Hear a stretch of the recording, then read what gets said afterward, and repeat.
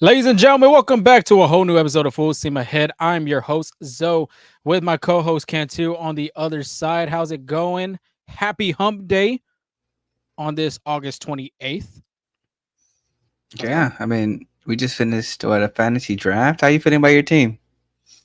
Like we're saying off air, I think I'm pretty confident, even though they placed me like at the end with the Yeah, the final projection standings of I, ESPN. I I mean, think I think I did a good job for being in 10th freaking out of a 12-man draft league. yeah, Lorenzo did not leave any running backs for the rest of us, so he took like what four straight running backs, No, I think it was like 3 out of 4. 3 out of 4. Yeah, but I I got mean, last year Jameer, I was I got project. hold on, I got Jameer Gibbs, Josh Jacobs, and Devon A. Chain in 4 rounds, like 3 out of 4. Yeah, I don't know what I don't know what the others were doing until I have that happen, but I mean, that's what it is. It's like a pick of faith. But last year I was gonna say I was projected to finish 11th in one league, and I finished first. So I mean, there's always hope on that one too. That's why I don't believe in none of the shit that ESPN with the projection. Like, you don't know when the hell these players are gonna do. You don't know if like a Blake Corum's gonna be the RB1 later on in the season, or you don't know if a Keon Coleman's gonna be the wide receiver one in a Yeah, Bills offense. Like that's why I hate them like sneaky little late round picks. Cause like when you go for the waiver wire later on, they're not there, and somebody had like drafted them from the draft. mm-hmm. That's why you must do Hey, your homework. That's why you do your homework. exactly. Late rounds are the money makers right there. It might seem boring because you're like who is this guy, but that guy might win you the league. Yeah, Michigan Wolverine Blake Corum, who is in Houston for the national Oh championship. yeah, But I don't think nobody wants to hear about college football or fantasy football, even though hey, college college football football is does back. start this week. Yes, it does Here you go, start. Texas A&M, Notre Dame, 10th ranked. I think no, what 12th ranked Notre Dame. I think Seven so. ranked, I think something like that. Double digit Against at least, but not in the 20s. I no, know. they're single digits. I think. I ain't fixing to go check right now. You can I'm check. checking. You could go check, but yeah, that's a primetime game for the Ags. But let's talk about episode 209. Astros were Seventh rocked ranked Notre in Dame. Philly, seventh ranked, and the Aggies are. I don't even think they're ranked either. 20. Oh, they're 20. Yeah. Kyle Field is going to be a loud house. But episode 209, Astros rocked in Philly is going to be the title of this episode because the Astros did lose the series to the 2022 World Series rematch against the Fighting Phils, Philadelphia Phillies. We'll have that recap right there on our side with our topics. Spencer Arrighetti, my gosh, continue to pitch how you're pitching. Runners in scoring position was horrendous for game 1 and game 2, but game 3, well, there was a little difference. Ben Gamel, Angel, greatest Astro of all time? Question mark.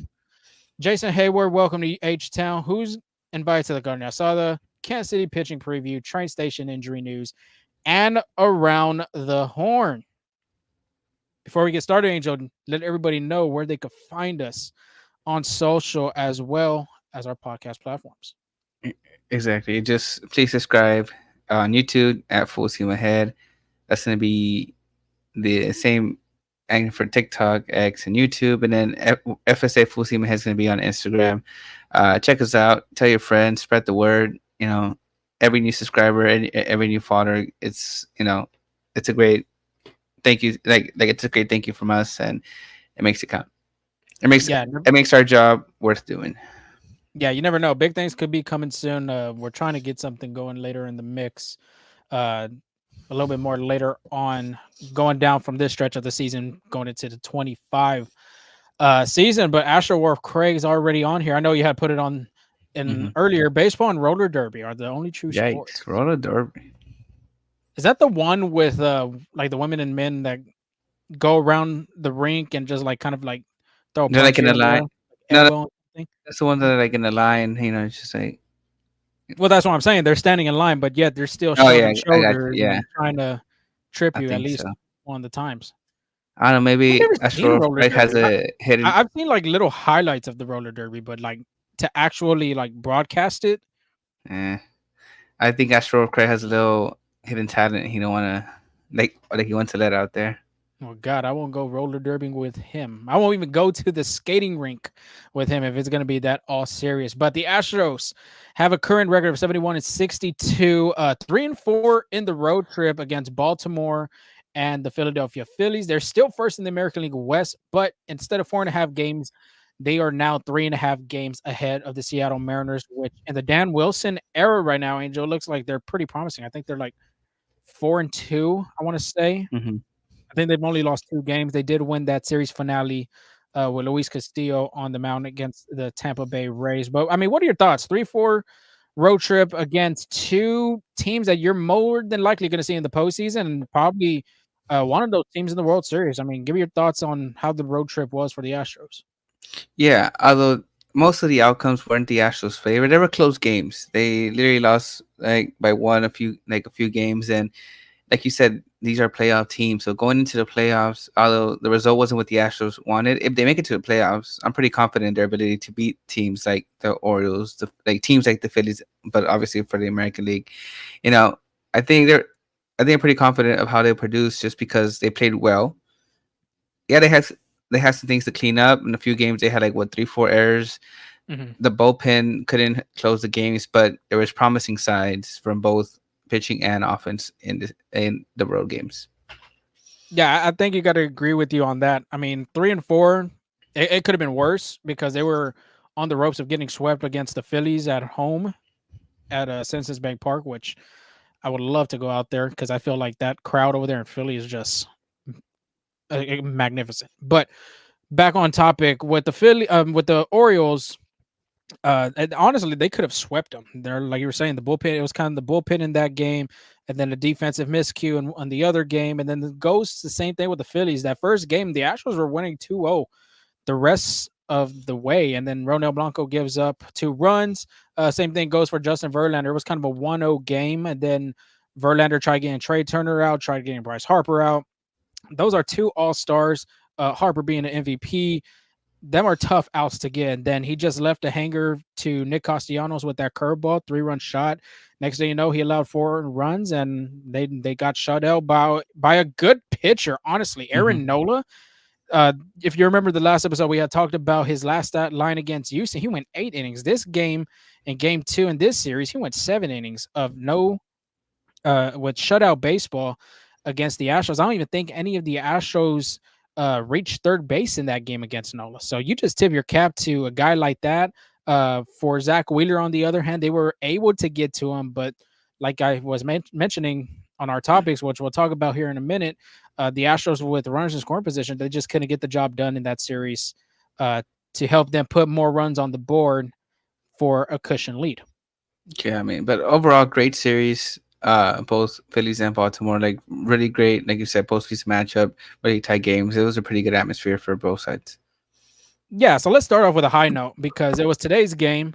Spencer Arrighetti, he just goes out there and shoves, honestly. Like, he pitched a hell of a game, probably one of his best games Yeah. in his career, probably being at the top, especially going against a Philadelphia Philly team with that type of caliber lineup. Confidence, like, to me, when you're looking at him pitch in them 2 games, especially against Baltimore, and then going to do it against Philly, that confidence just continuing to rise in each start. 7 2/3, 2 hits, no earned runs, 4 walks, 11 strikeouts. He did have a no hitter going into the 8th inning, but of course, Shea Whitcomb couldn't pick it. Jeremy Pena did try to make a good defensive attempt to get the guy out. I think it was Austin Hayes that was hitting that ball out at first, but it just didn't go that way. A lot of people on social too were kind of complaining about if Alex Bregman was there, he'd make that play. Well, think about it. Alex Bregman and the Astros playing the 18 straight consecutive games. I think the guys need a breather, and Joe Espada had mentioned that in the post game. But Eric Getty, 103 pitches, 65 of them were strikes. Them are career high in pitches, and 7 2/3 that he pitched in this game. Has pitched through the 6th inning in 7 of his last 8 starts. So the durability and all that he's continuing to go out there and pitch really good, and he does save the bullpen as Brian King was the only reliever in that outing. So you're getting kind of a saving breathers for Josh Hader, Brian Abreu, Hector Neris, and then you got a Ryan Presley, which we'll talk about at the trade station later on coming up. with the important series against Kansas City Royals. Yeah, it was a much needed great start for Spencer Ragetti. I think Josh Hader had pitched back to back days, and he pitched 2 innings yesterday. Brian Bray had thrown 3 consecutive games there, and Herrick Daenerys back to back games. So they're very thin in the bullpen. And for Spencer Ragetti to have a start like that, the offense to put in so much cushion, because I think if Spencer Ragetti pitches it like this, it's a 1-0 game against the Philadelphia Phillies. Joe Spada has a lot less to work with, right? Because you don't want to lose that game, you don't want to get swept. But the fact that the offense put up 10 runs, the fact that Spencer Ragetti did great, you're able to put a Michael King out there, or like your late game inning eater. So I mean, shout out to Spencer Ragetti. He was great. But I do agree with the decision to pull Arrighetti when he did, right? It was 103 pitches already. Like, I know he was a little frustrated, but those 4 walks don't help. At that point, he's still a young kid. Like, he's still a young kid. 103 pitches, I think that's a lot. And like Joe Spot said, it's hot. And they have longer goals, bigger goals to handle, not just to win this game, but to win a World Series. Yeah, I'm trying to look at Spencer Getty's the most innings he's ever pitched. I think it was today in his career. But I mean, AAA wise, 124 and 2/3 of an innings that he pitched in 2023. As we look at his regular stats in the majors, obviously, he's at 124 and a third. So he's already pitched over his limit in his career. Yeah. But with the walks too, like you were mentioning, I mean, he did have back-to-back 4-pitch walks too. I want to say it was Brian Marsh. Brian Marsh. Did I say that right? Brandon Marsh. Yeah, Brandon Marsh. And I think Bryson Stott. And then after that, it was kind of like smooth sailing for him. He did give up a walk to Bryce Harper. But man, I mean, a man of his words. When I remember the last episode, I had talked to him about the White Sox. He's like, it is what it is. It wasn't his outing, and he said going over there, he feels pretty good, and he was very excited. And sure enough, he shut down 2 postseason teams that more than likely is going to be in the postseason. Yeah, exactly. Yeah, since we're on the pitching topic, as for Craig, I expect a few more innings out of the starters. Now we have a 6-man rotation. 6-man rotation does really help this rotation a lot, especially for guys like we had mentioned earlier with Blanco, Hunter Brown, and Spencer Ragetti. That's kind of in uncharted waters for them. But of course, Framber Valdez has gone through it. Justin Verlander, being that vet that he is, he's gone through it. Am I missing another starting pitcher? I feel like I am. Did you say Valdez? JB? I said Valdez, Verlander, Hunter Brown already, Ronald Blanco, Arrighetti. I feel like I'm missing one more. Oh, you say Kikuchi. Kikuchi, yes. How can we forget about that guy? But I mean, Kikuchi's a veteran too already. He's already pitched, I want to say, in 6 seasons or 7 seasons now. But for those guys that are like in their second or third year, I know Arrighetti is a rookie. It's just the beginning for them guys. Yeah. Moving on with the offense. The offense did show up in game 3. We'll get that out the way. Yordan Alvarez, my gosh, 3 bombs from your daddy. I'm pretty sure he hit one of those to the Liberty Bell over there in Philly, it was ringing, or the Rocky statue out there. It was ringing. Yeah, the bell was ringing. Yeah, Mauricio Dubon making a freaking hell of a play over there in left field. Did you see Spencer Arrighetti's reaction to that play, by the way? My gosh. I did. And at that point, I thought the no-hitter was going to stay intact, just because in every no-hitter, every perfect game, there's that one play, that one play that everybody remembers that, I think there was one, I forgot who it was. I think it was with the Pirates. He sprinted to center field, dove backhanded, and then caught it. No-hitter was intact. So after I saw that, I was like, oh, in my head, I was like it's happening. Unfortunately, that's not the way it. But unfortunately, again, that wasn't the end result. But I mean, that was a really great play by Mauricio Dubon. I mean, showing that defense again, like especially that Baltimore series. I know we didn't really talk about it, but tracked a lot of on that wall. That was 100. That was 100 meter right there. Just full speed, crashing to the wall.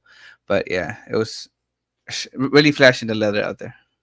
Yeah, another guy we'll be talking about later is on our topic list. But runners in scoring position was horrendous prior to today's game. Game 1 and game 2, my gosh. I mean, the Astros just weren't looking like the Astros that they were in June, setting that record and being the winningest team in June and doing really good offensive numbers. And in this series, it just wasn't there until Game 3. Monday night, 1 for 10 with 8 runners left on base.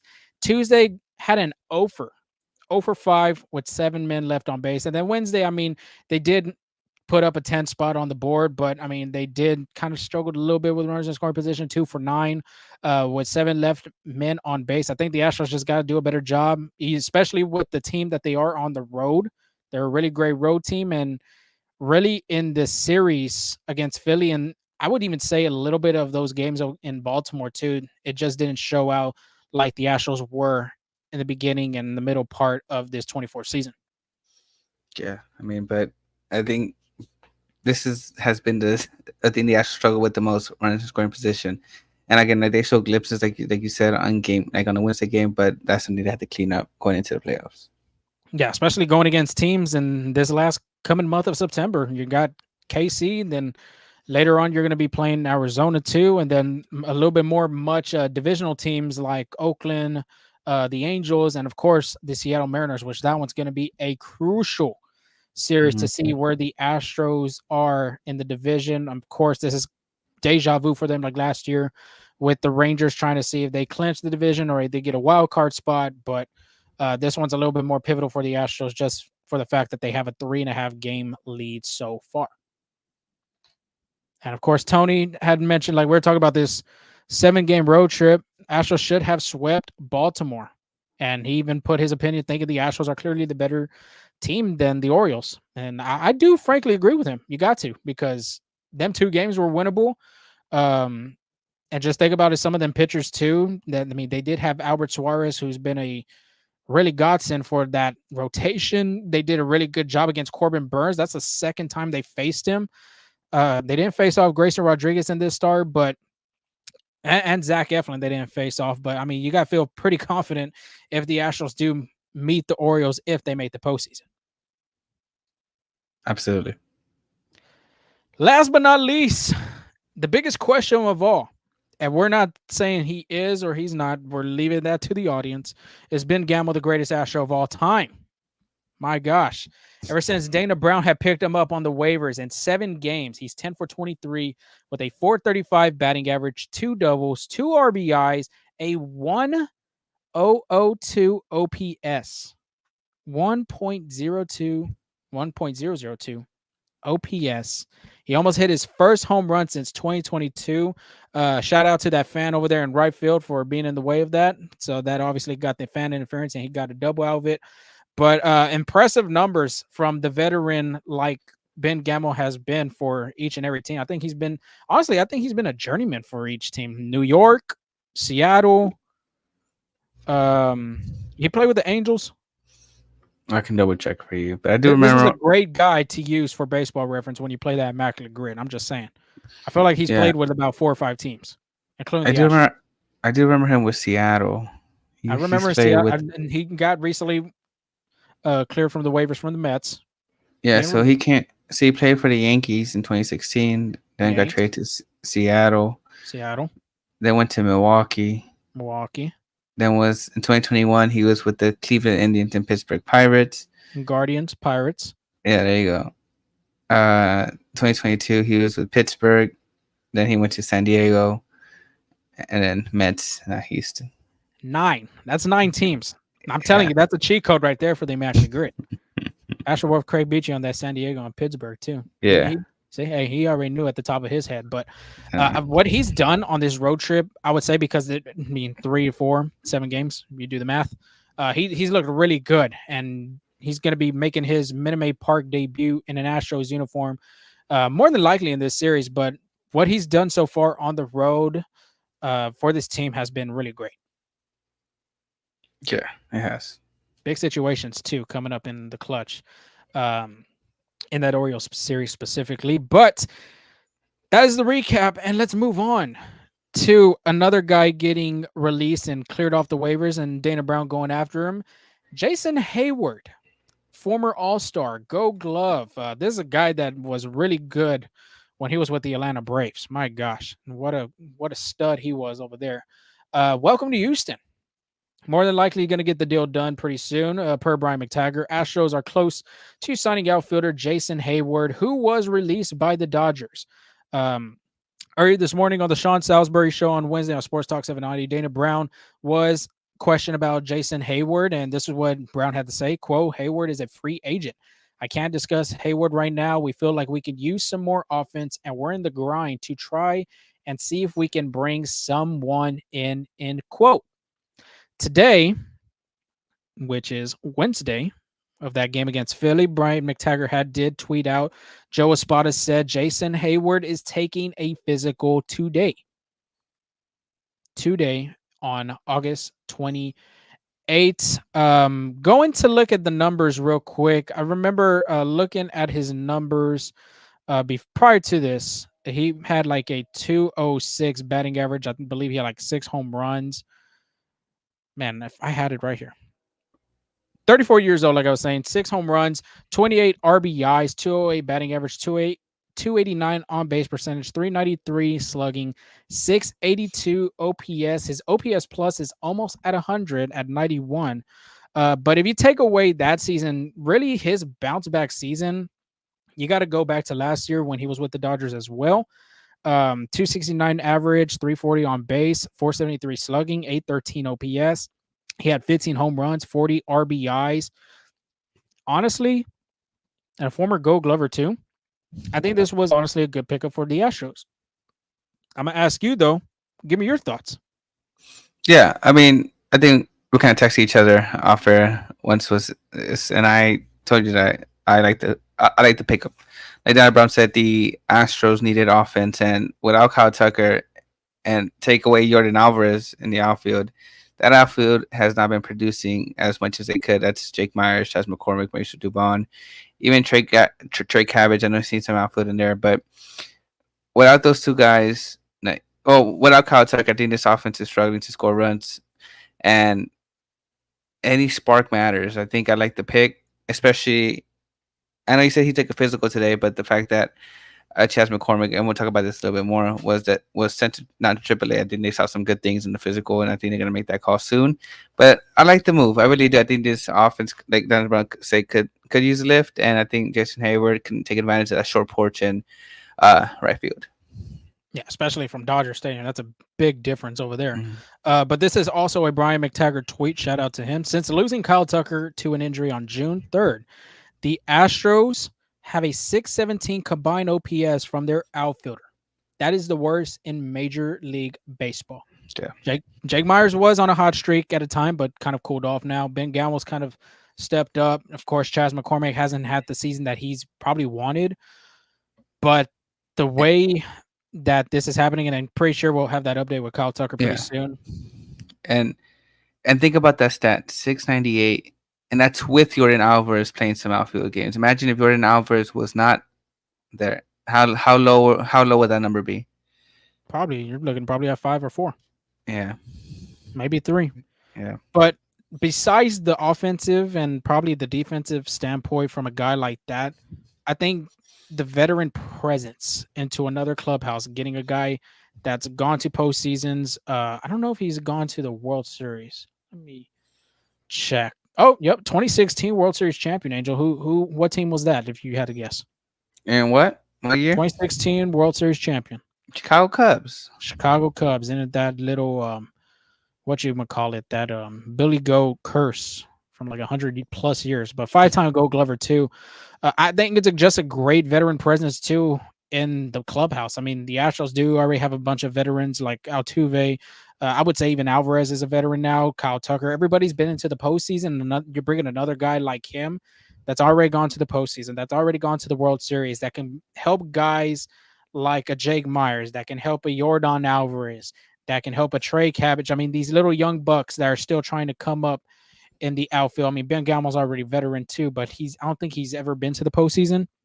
If he has, he has. But I think just that part for me, leadership in a clubhouse, because I think he was very disappointed when the Dodgers kind of released him from, being obviously cleared by waivers. I think the only person he texted during that time, and his final last at bat too, to remind you, was a walk-off 3-run homer in a Dodgers uniform. But the only person he had texted after he got released by the Dodgers and that he was going to be cleared on waivers was his best friend Freddie Freeman, which he did play with him over there in Atlanta, both of Hmm. them when they had their tenure there at Turner Field. But honestly, I love the move. Take away the offensive production, take away the defensive production. I think to me the biggest one, in my opinion, is just leadership and veteran presence in that clubhouse. Absolutely. And I mean, he's had some, like, obviously back in his prime when he was young, he's shown a lot of tremendous power, a lot of tremendous great eye into play. And I think, like you said, he just prizes veteran presence that can help the guys get what they need to be. Real quick, before we go to the Cardinals, I kind of want to see his splits real quick, if you do not mind. Go ahead. We are right here on it. Versus righties, 200 versus lefties, 308. And that was kind of Chas McCormick's kind of his bread and butter was against left-handed hitters. And you add another guy that can hit left-handers like Alvarez and Tucker that's already done it, and a guy that has a 300 308 batting average. That's pretty good. And like you were mentioning too, take advantage of that. It's not a short porch, but I mean, shit, it's like 315, 325 around there in that distance. I really do like this pickup. Yeah. And I mean, you saw it there. And it's crazy because those reverse splits, lefty on lefty. It's like surprising that he excels a little bit more. Yeah. But it is time for the carne asada, and we have some Philly cheesesteaks on the menu today. Who's gonna be bringing the meat? It's gonna be Jordan Alvarez. It was a toss up honestly between him and, and Spencer Rigetti, but three a 3 home run night. It's I automatic think pick, you right? have to give it to him. Yeah. So Jordan Alvarez went 6 for 12. Honestly, most of his he had 2 hits in the first two games combined, but mostly all his power and production came in that last game. 6 for 12, 3 home runs, 4 RBIs, and 3 walks. Uh, he's been one of the better hitters on the road. If you haven't noticed, in 2020 this year, he currently leads the AO in road batting average with 349. He ranks second in road slugging at 668 and road OPS at 1,000.104. Also, Alvarez has 17 home runs and 47 RBIs on the road this season. And honestly, that's surprising because Minute Maid Park is a hitter's ballpark, and him having more success on the road is kind of just remarkable to me. I mean, it's kind of not to me. He's just been a better hitter on the road away from Minute Maid. We had talked about that difference maker of maybe painting the batter's eye again. We talked about the splits. I know the biggest one was Alvarez and Alex Bregman. So, yeah, you can tell the big man likes to hit on the road compare to some of these other guys. Yeah, but I mean, really great numbers there. And I know he's done it before, but I should look it up. How many 3 home run games does Jordan Alvarez have? Is that like, and it's like, I feel like it's 2, 3 now. I think he has. If I'm not mistaken, his last one was in 22, and that was against the A's. I want to say is either no, either the A's or the Toronto Blue Jays. I want to say. I think it was the Blue Jays. I want to say so too, because I know 2 of them were like dead center, but I'm not 100% sure. Oh, I got it right here. Jordan blasted 3 home runs for the 3rd time in his career. What was the last one? The last one, let me click the article real quick. Of course, a guy, Brad McTaggart.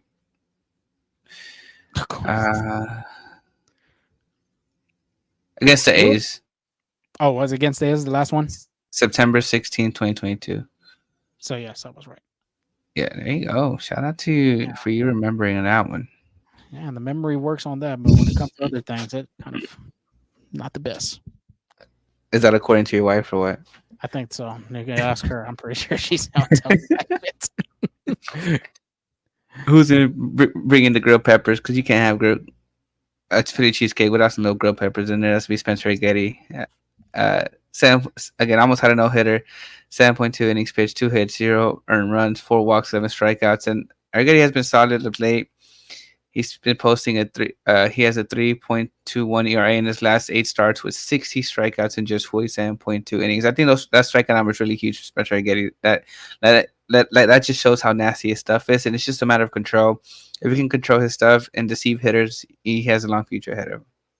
Yeah. Another stat too. And this is from Opta Stats. In Talk to him. August, I just pulled this up right now. Spencer Rigetti of the Astros has 47 strikeouts while allowing 19 hits. In the modern era, the only other MLB rookie to have that many Ks while allowing so few hits in a calendar month is Angel. I don't know. Oh, there's a ton of good pitchers. You got Nolan, Pedro, Maddox. I don't know. Got to go back to the Chicago Cubs guy that posted 20 strikeouts against the Houston Kerry Astros. Wood. Oh Kerry man, Wood in May. that was a big strikeout guy. May 1998, 60 strikeouts and 19 hits.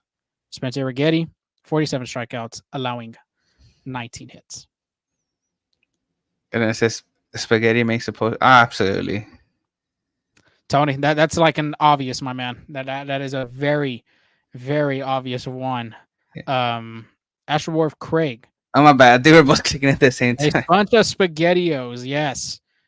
Have you had SpaghettiOs by the way? Oh, disgusting. No. Yeah, I'd rather stick to the spaghetti. We're Yeah. not going to the Campbell's can and getting SpaghettiOs. Maybe they Like, should make spaghetti case. Look at that. I'm marketing for Chef Boyardee right now. Look at that. we'll call him up for a sponsorship real quick. Real quick. I might have to after this. And then I think a very good, a guy who's always invited to, I guess, the kind of and HEB commercials would be Jose Altuve himself.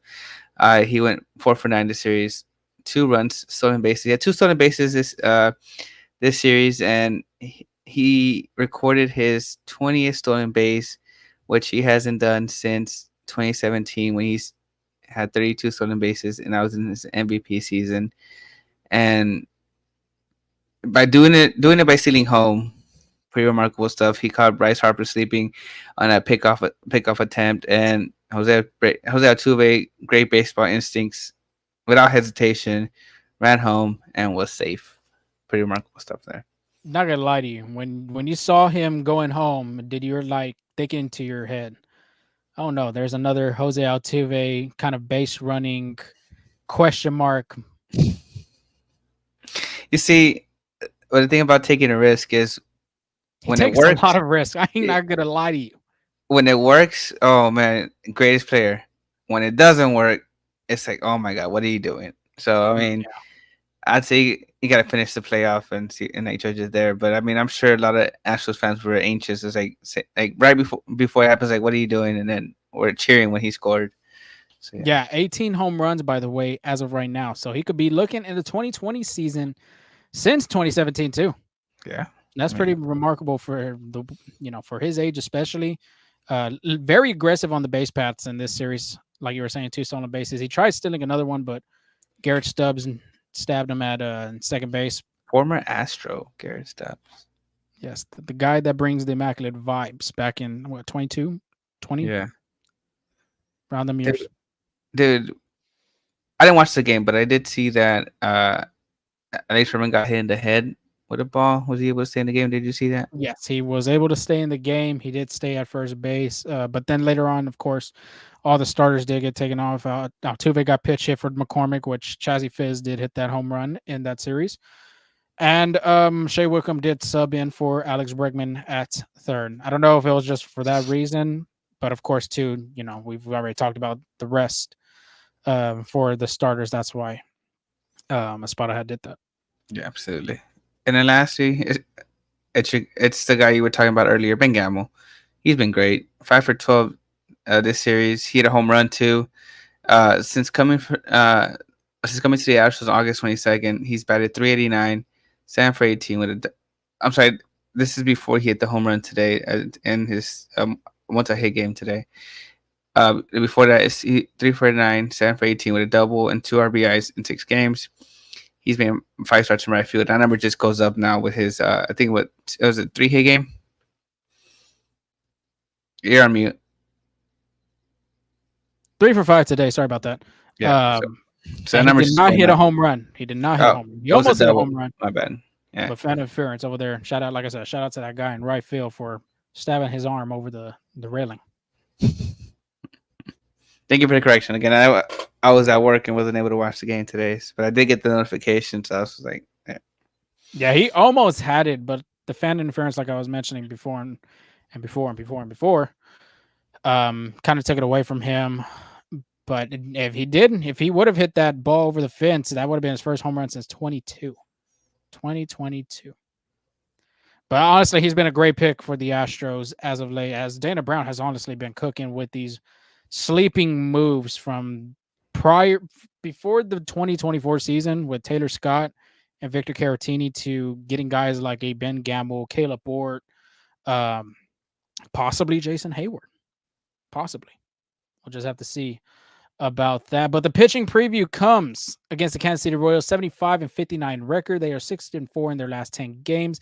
They are second in the American League Central, one game back from first. If they would have swept the Guardians today, they would have been tied for first, but they did win the series. Cleveland did win the series finale against the Royals at Progressive Field in Cleveland, Ohio.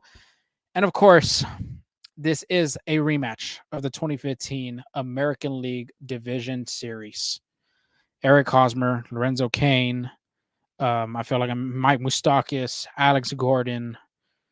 I mean, I feel like I'm missing a lot more. Of course, Salvador Perez was still on that team, and he's on the team of currently now. But now you got guys like a Bobby Witt Jr. That's man, honestly, he's making a run for that money for the American League MVP. I just think Aaron Judge runs away with it just for the fact of them home runs that he's hitting.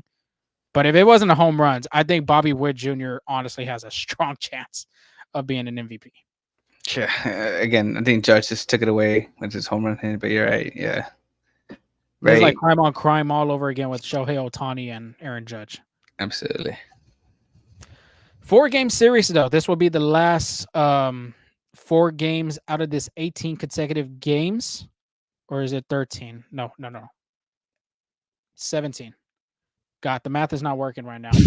But let's go with the pitching preview already. Thursday, 7:10 start time. You got Brady Singer, 9.9 record, 3.38 ERA. He'll be going against Hunter Brown with 11.7, 3.72 ERA. Singer, his last start versus the Phillies, 5 innings, 11 hits, 5 earned runs, no walks, 5 strikeouts. In this series, with all these Kansas City Royals starting pitchers going against the Astros in this series, they've already pitched against them over there at Kauffman Stadium the last time the Astros were out there. I think that was in April or May. But his last start versus Houston, he did receive the W, 5 innings, 5 hits, 1 earned run, 2 walks, 4 strikeouts. He has struggled in 2 of his last 3 starts. In those 2 games, like I was saying, in the ones that he struggled, gave up 11 earned runs in 10 innings if you combine those. Away from the K, as they call it over there at Kauffman Stadium in Kansas City, he is 3-4 with a 4.04 ERA and a 2.85 opponent batting average. He does pitch really well at home compared to being on the road, so this is a great advantage for the Astros. The Royals will be going against Hunter Brown. His last start against the Orioles, 6 innings, 3 hits, 1 earned run, 2 walks, 6 strikeouts. His last start against the Royals, Angel, I don't know if you remember that start, man. I do not know if you remember that start. 2 and a third, 0.2 innings pitch, 11 hits, 9 earned runs, 1 walk, 0 strikeouts. It wasn't pretty. It is probably the worst start he's ever pitched this year, even in his career. But he's changed it, man. Changed it Very around different person. already. Different pitcher. In August, 2.0 record out of 4 starts, 1.85 ERA, 1.79 opponent batting average. This start for Hunter Brown, I bet you he has circled it ever since he had changed from that Detroit game over there at Tiger Field in Detroit, Michigan. I think he's hungry for this start. I think he's really hungry, especially from that sour taste leaving Kansas City. I know he's ready to get on that mound against the Royals in this next opportunity. Since that KC game where he allowed 9 hits, he has yet to allowed more than 7 hits. Sorry, he's only allowed one 7-hit game, and everything else has been less than that too. So I mean, he's again, like you said, complete change around, looked a lot better. Which 7-hit game was that, if I can ask? What 7-hit game? It was It's either June 19th, Chicago. Chicago White Sox. No, God, I'm on a roll tonight, baby. I am on a roll. Friday night, beers on ice. The weekend is here. 7-10 start time. Seth Lugo, 14-8 record, 3.19 ERA. Framber Valdez is on the other side, 13-6 record, 3.27 ERA. Seth Lugo is an all-star. I think this was the first time he was an all-star in his career. He is 34 years old, but his last start versus the Phillies, 5 and a third, 11 hits, 500 runs, 1 walk, 3 strikeouts. His last start against the Astros did receive a W in that column, 6 innings, 7 hits, 2 earned runs, 2 walks, 2 strikeouts. Just like Singer, he has struggled in his 2 of his last 3 starts. Post All-Star break, Angel, he hasn't been an All-Star after that. 3-4 record, a 5.28 ERA, opponent batting average of under 250. I think I want to say it's at 248. So it's been a bumpy last couple of games for Lugo. I think it's had a 5 ERA plus in the month of August, and I don't know if it's going to continue to prolong in this game against the Astros, but it's a great opportunity for them, just like against Singer. We'll just have to see what happens there. But Framber Valdez on his start against the Orioles, 5 and 2/3, 6 hits, 3 earned runs, 1 walk, 8 strikeouts. Of course, when you look at that stat line, you don't think, 3 earned runs, that should have had not happened, but that's what happened with that defensive miscue against the O's. His last start versus the Royals, he did receive the loss in that game, 5 and a third, 6 hits, 4 earned runs, 3 walks, 10 strikeouts. And that start, he did not pitch against KC this year. That was last season against the Royals. But just like Hunter Brown, I think this is another guy that's looking for a bounce back star, especially not getting the game that he wanted over there in Baltimore. I think this is kind of just like Hunter Brown. This is kind of a revenge game just for him personally from that last start against the O's. Yeah, I mean, that's my second half MVP. I think he continues this tremendous row he's been on. Yeah. Most definitely. 2 All-Stars going at it right there. Should be a great one for Friday nights, especially with the fireworks after the game. I think it's dog day too and this coming weekend for the Astros. Yeah, it's one of these days. I think the Dodgers had dog day, and Shohei Ohtani took his dog. He was on the field. Who recently had dog day? I think Colorado too had dog day. There's a dog frenzy right now. Yeah. Dog frenzy this weekend. But Saturday, 6-10 start time. Cole Reagans, 10-8 record, 3.28 ERA. He'll be going against Yusei Kikuchi, 6.9 record, 4.39 ERA. Reagans last started against the Cleveland Guardians. 4 innings, 3 hits, 1 earned run, 4 walks, 4 strikeouts. His last start versus Houston, get the no decision on that.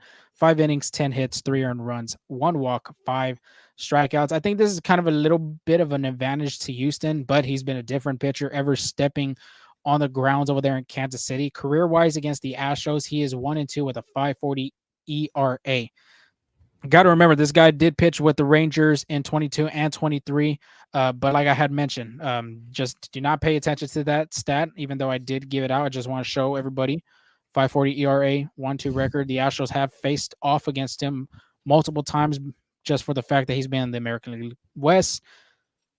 But he's just a different pitcher now with the Royals. I can remember that second half of last year. I mean, he looked like a Cy Young on the mound for the Royals. This has just been a good pitcher. The Royals have added from that trade deadline in 23.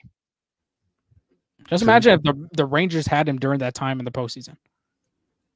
Very valuable player there. Very, very valuable. Kikuchi, on the other hand, last start against the O's, 5 2/3, 2 hits, 3 earned runs, 3 walks, 4 strikeouts. I swear, Angel, 5 2/3 has been a trend for this guy lately. I think his last 3 or 4 starts, it's been 5 2/3. Over under on this one, 6 innings. 5 2/3. Take the under. Going with the under. We're going with the under again. Yeah. Last start against the Kansas City Royals, because he did face KC in his time with the Blue Jays. 6 innings, 5 hits, 2 earned runs, no walks, 4 strikeouts.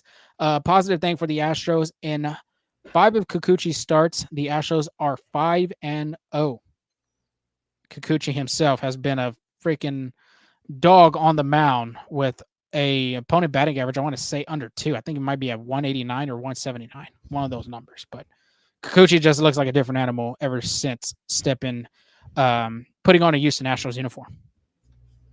Absolutely. He's been great. Last but not least, Sunday, 1:10 start time. Royals do not have a pitcher yet to be announced, but the Astros do with Ronel Blanco, 9.6, 3.14 ERA. Blanco last start against the Phillies, 5 2/3, 7 hits, 2 earned runs, 2 walks, 5 strikeouts. Like I said, that game against the Phils on Monday was a pretty good start for him, even though he did allow 7 hits. I mean, he still looked really sharp. He just gave up them 2 earned runs, didn't have a lot of run support.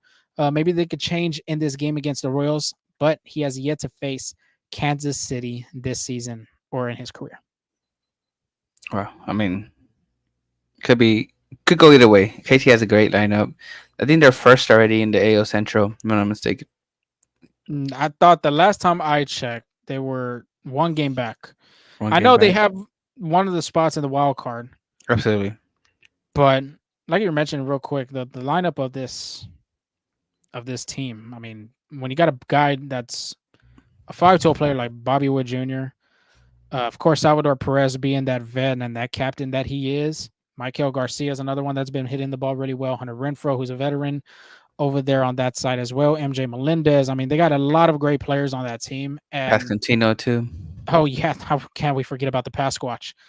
The way they've been playing as of late, I mean, more than likely that's going to be a good postseason team. I would say that could be a sleeper going into the ALCS for me. I believe so. Yeah, I can see that. Well, I guess it's time to move on to the train station. I believe so. The ceremonial train has not passed by neither of our houses, so we haven't been able to hear it. But let's start with Kyle Tucker. Kyle Tucker is trending in the right direction. Honestly, this is according to Spotter. Spotter said Kyle Tucker has been sprinting in the outfield, and he could be close to running the bases, which is his final hurdle before a rehab assignment. And I think this is one of the most detailed progress we've seen from Kyle Tucker, and one that actually speaks optimism to the Astros fans. I think him sprinting and now running close to running on bases, it's a really good trend in the right direction, and could even see Kyle Tucker return in early September. And then this is on the Salisbury show. Dana Brown was asked about Kyle Tucker. This is what he had to say. I'm still optimistic of him coming back in the first 10 days of September. He's pretty much sprinting now. Once he gets his legs in shape, it's go time. Yeah. Saddle up. There you Saddle up. go. I It's think like that. It's like that picture I think of that meme of Adam Silver. It's like get ready to learn this and this and this. Like everybody puts their own kind of thing. I think of Dana Brown, top of my head with that. Like get ready to see him. Like when he made that comment right there, it's go time. But like yeah, real quick with that detail, like you were saying, that detailed one from Brian McTaggart as well. That's a great sign. That is a very great sign. A lot of people were like kind of curious why the Astros went to go get a guy like Jason Hayward. Like, was Kyle Tucker not progressing the right way like a lot of Astro fans were hoping? I can say no to that. And I'm pretty sure I can say for you as well. It's just, having another guy like that, offensively, and with Kyle Tucker too, being able to stay back in Houston from that Baltimore and Philly series, I'm pretty sure he wanted to go. But to get back on track to, because there's not a lot of days left of the minor leagues, I think it's very great step for Kyle Tucker, and especially for us that will be over there in actually tomorrow for the series to see Kyle Tucker. Maybe he starts running again, or maybe he's doing some cone drills, some type of what's the word, mobility kind of resistance training. Yeah, I mean, it's looking good for him, and it's also looking good for Ryan Presley. This is on Wednesday, which is today. Ryan Presley still appears to be on track to be activated tomorrow, so he's expected to return again tomorrow, August 29th. So good news on that. Not so good news for Chas McCormick. Like I mentioned earlier, Chas McCormick has been sent to AAA, but I mean, I think it was time, right? I think he's been struggling mightily at the plate. Uh, just in August, and this is from our good friend Javier Gonzalez out there for Pelota Cubana. This is what he had to say. In August, Chas McCormick has batted 75. 75. Not 175, 75. He's hit 3 for 40 in 21 games, and He only has one RBI and has struck out 13 times. He doesn't have any extra base hits. Obviously, this was before he hit the The home run. pitch hit home run today, right? But even though he did hit a home run today for the season, he was at again before the home run. He is batting 188 with 4 home runs and 22 RBIs. So, I mean, yes, he had a good swing on today, but I'm glad he finished off with a bang. But I mean, I think it was unavailable at this point, just to make room for Jason Hayward. I think he was the odd man out, and it's just because he's not hitting the ball well this season. Yeah, that's unfortunate because a guy like him, like last year, my God, what a 23 season he had is just transitioning to this season, man. I don't know. More than likely, I feel like it's a mental aspect of his game for this season. Okay. Like it's getting him mentally instead of obviously physically. Yeah, I mean, and it sucks, but hopefully he can work things out at AAA and get back in shape because the Astros are going to need him. Question before we move on to around the horn: Ooh, does he make the postseason roster? Since one of our audience members had asked about Eric Giddy making the postseason roster, how about Chas McCormick?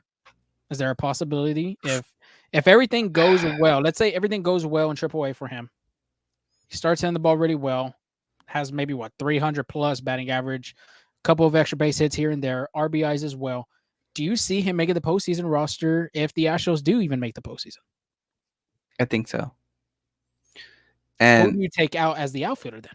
one of the rookies, I would say, and it's just because that experience he has in the postseason. He was 22, 23, and just I think that goes a long way. It's I'm sure Chas McCormick's like in the postseason, the best nine to play in the game. So you might not see Chas McCormick play, but you can rely on him to make a great defensive catch in the outfield. You can rely on him to at least put up a good at bat in there, especially in a postseason where, I mean, yes, the rookies have done great. I mean, Shea Wood comes out good. DeSantis has done great, but I'm sure they played in some big games in the minor leagues. I'm sure they played some big games in high school, college. If they, but playing playoff baseball in the major leagues, that's a different animal compared to that. But I think if everything goes well, again, like you said, If everything goes well.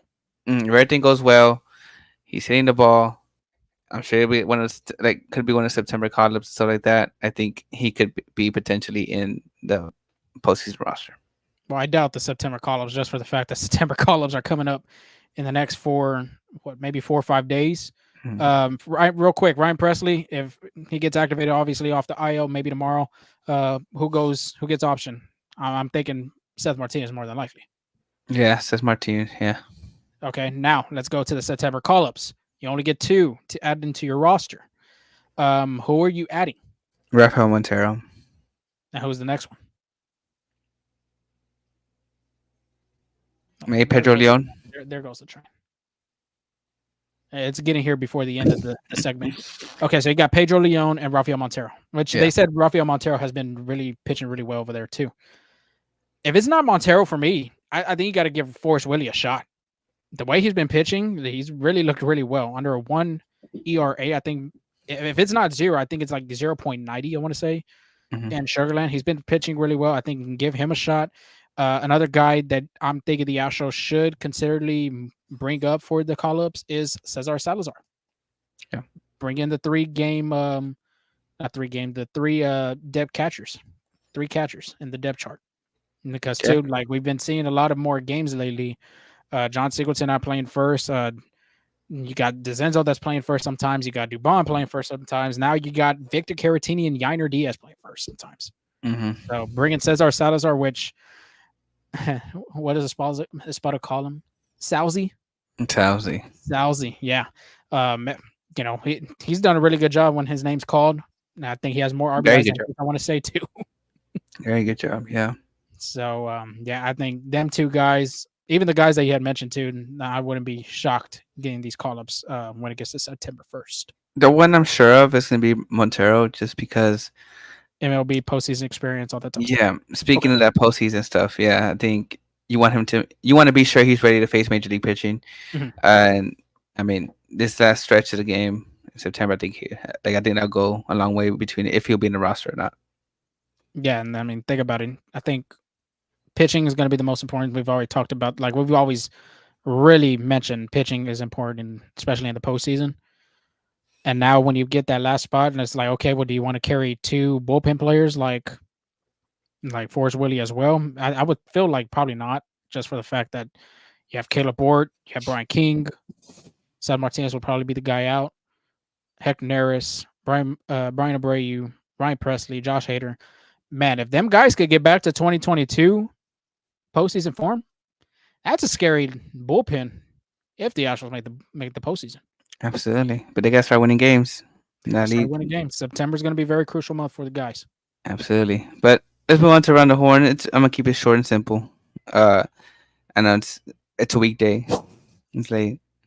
But Dylan Cruz makes his major league debut and rockets a double in his first game. I don't know if you saw that. You should have said missile. A miss. So there you go. Not The just a cruise miss. missile. There you go. Yeah.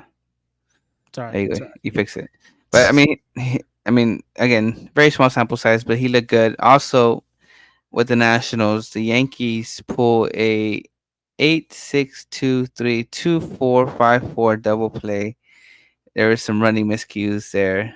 So I mean, that was a fun play to go check the highlight out and see how it all unraveled. That sounds just crazy. Just even putting on a scorecard, shit. Yeah, and the boxes are so small. I don't think that's gonna You fit in gotta your write scorecard. tiny. You gotta 2, 8. Like you gotta like write so damn small. Absolutely. And I know you saw, but Blake Snell's expected to opt out of his contract with the San Francisco Giants. I mean, again, nothing has been official yet, but it's just some rumors circulating that he intends to opt out and reach for a new deal. That sounds kind of expected. I feel like, Hmm. especially when he got that one. But when you mentioned that 2-3 record, 3.76 ERA, he has pitched his lowest out of his career. Taking away 2020. 2020, he pitched 50 innings, but of course that was a COVID season. But in 24, 79 innings pitch. If you are a GM, are you comfortable going out there and maybe possibly signing him to a big deal like that he was hoping for? Yeah, I think this was his as like audition, I guess you can say. And I mean, he's been pretty good for the Giants. Yeah, he hasn't done really bad. Are the Giants even contention for the playoffs? Well, I don't know. Let me check. Me and you are checking at the same time. Let's see who gets there first. Wild card wise, because I feel like they're probably looking for a wild card. There's 6 games of the last wild Six card games, spot. yeah. 67 and 66. Might not make it. Arizona 75 and 57. Yeah, they really They've been kicked it really, up second gear. Yeah. that's a different squad right there. Real quick to end the show. This is what the month of September looks like. Take it away, the KC. After the Royals, they travel, which that does not make sense. Oh, but it kind of does. They travel to Cincinnati. September 2nd, they play at 3:10. Have an off day the next day.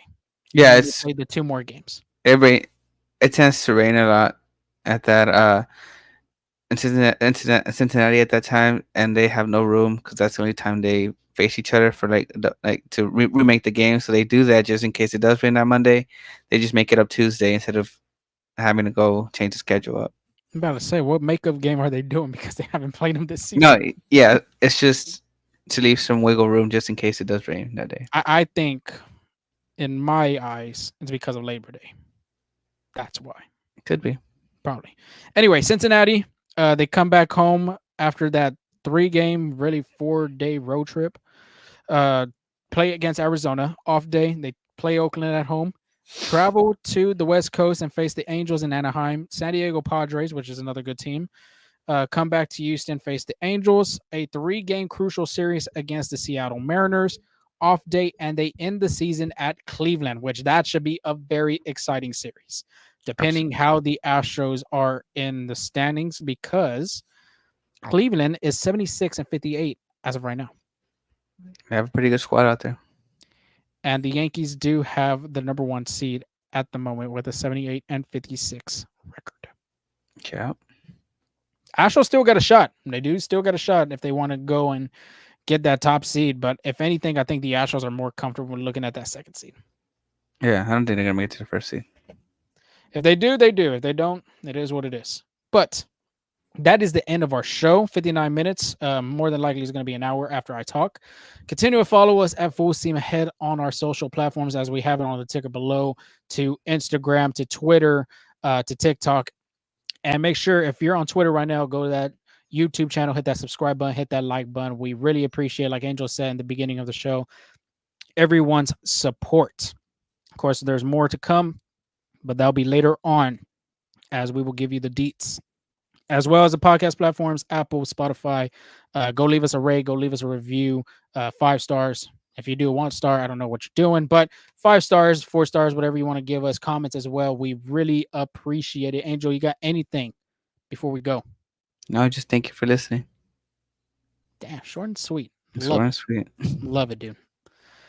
Love it. But until then, we will talk to y'all later. We'll have that recap against the Kansas City Royals, and then give you that one game preview against the Cincinnati Reds. Which it wouldn't make no sense. We'll probably give you the 3-game preview. But until then, y'all have a safe and blessed weekend. Go out there and be responsible. Until then. Peace.